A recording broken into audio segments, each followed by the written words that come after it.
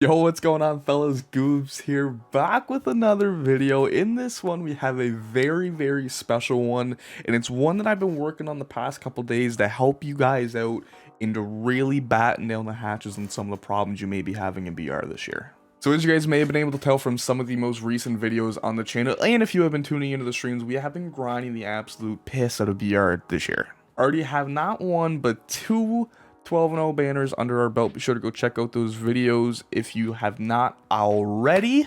So before I get into like the drafting and stuff like that, I'm just going to give you guys like a rundown of my stats and really what I look for in BR. So I'm hitting 494 with over a 500 on base percentage. ERA and whip, don't even look at that because that's BR, that don't even count. But we've been hitting the piss out of the ball so far this year, and that is really a big reason why I've got two 12-0 so far.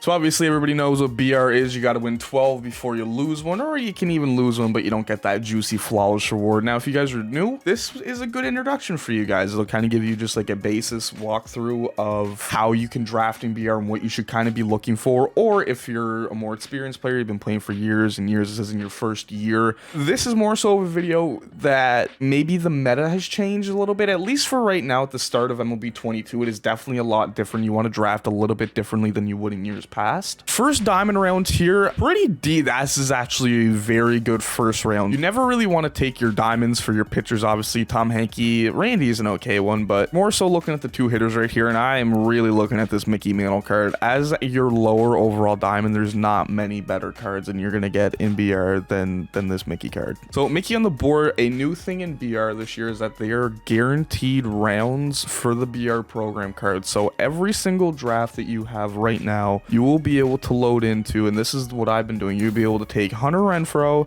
then you'll be able to take Mark Melancon, and then the bronze round's a little different. These cards I haven't really been using.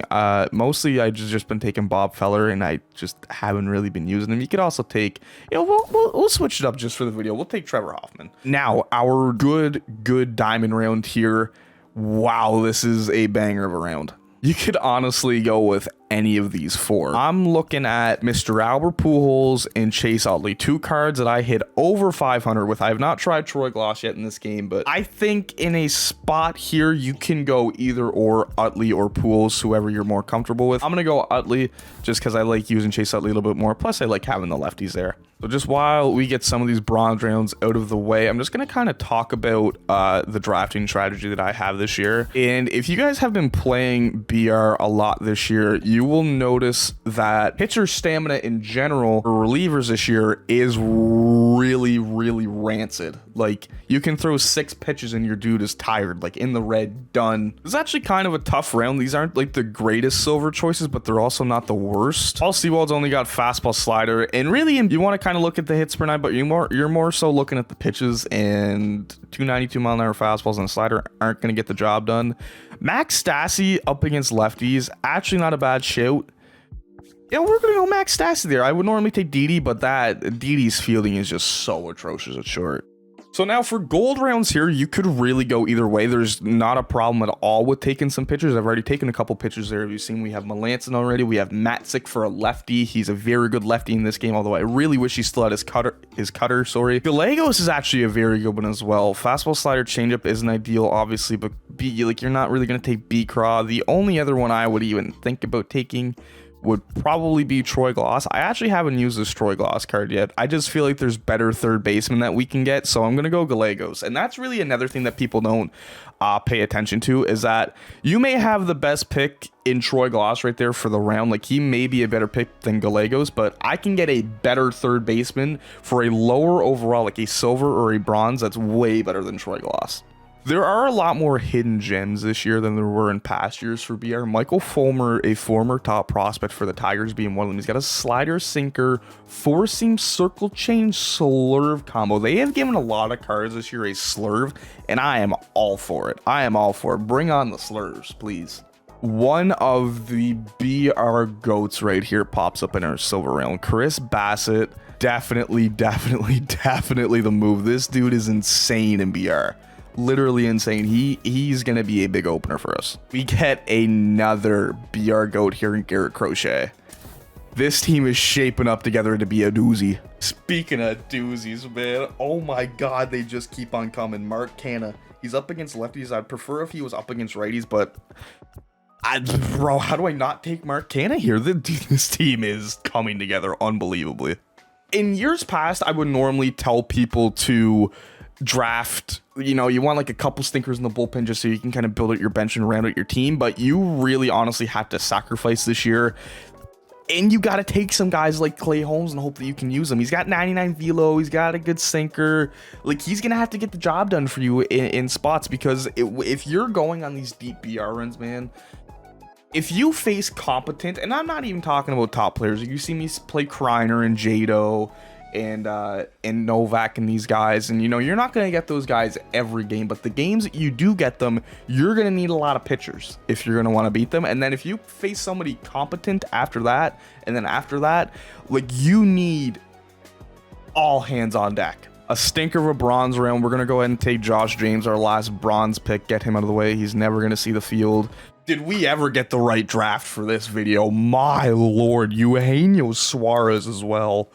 Suarez on the board there, and as I said earlier, we do have one common choice left, and I took already all my starting pitchers, so I'm just going to go with whoever the fastest guy here. Mickey McDonald, sure, 86 speed, you'll get the job done on the bases.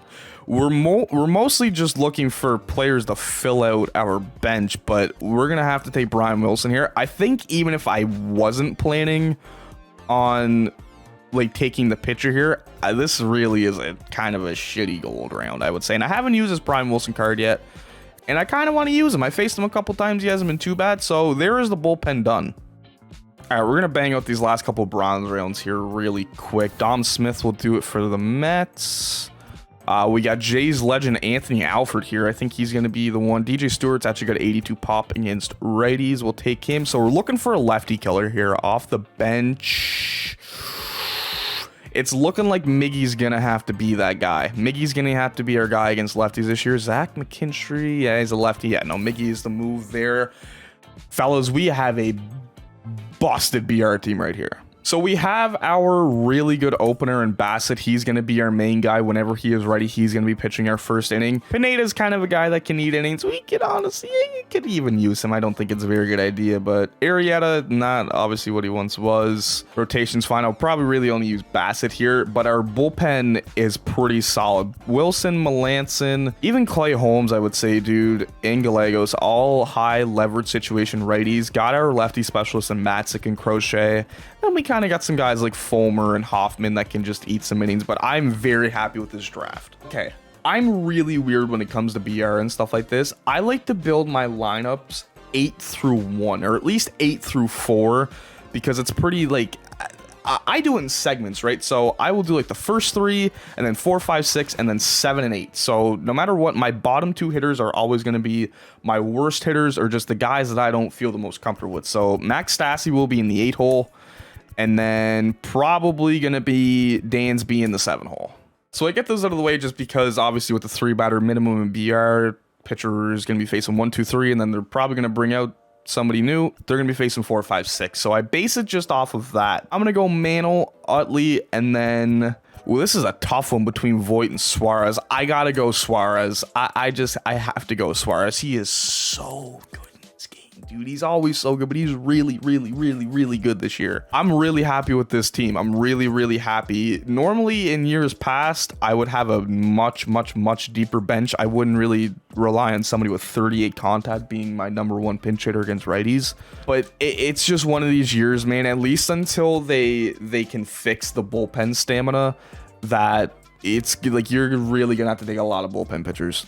Yeah, that's pretty well it, guys. It's obviously not too overly complicated, but it is a little bit different this year than it has been in years past. So like you are gonna have to turn up with some of these lower, like maybe a guy like Matt Stassi or Dansby or Canha, mid to low 70 guys, like they got to turn up. Like my last 12-0 RSD days, Aquino went crazy. He went bananas off the bench. And the thing is with BR, my biggest tip for somebody that's looking to go on a 12-0 run or something like that, there are gonna be times where you're gonna give up a lot of runs and things aren't gonna go your way. You just got to come up, say you give up 6 flukies in the top half, you gotta put up 7 in the bottom half. And I know, obviously, but that is like the learning curve and the hump that you gotta get over if you do want to go on these 12-0 runs constantly and stuff like that. Most of it is up here. It's my game, but a lot of it comes down to, you know, just thumb skill and stuff like that, and stick skill. But a lot of it is not beating yourself up, especially in BR, man. If you're just rolling these games after one another and you're playing good players, you just get locked. So up until you get to like 6, 7, and 0, then things kind of start getting a little hectic, you know what I mean? But if you're kind of struggling, you're not really getting to the later points of the run, maybe you're kind of struggling for 3 and 0. Hopefully this video helps you guys out, at least until there is a patch for bullpen stamina in BR, and just like the dynamic PAR and stuff like that. It's really hard to pitch. It's really hard, so you're gonna need a lot of pitchers. You need a lot of pitchers, and you got to turn up with some kind of lower overall guys. But guys, thank you so much for watching. Be sure to drop a sub to the channel if you are new. I'm gonna be playing this run over on my Twitch channel, as always, down in the description box below. Until the next one, fellas, stay classy. Peace.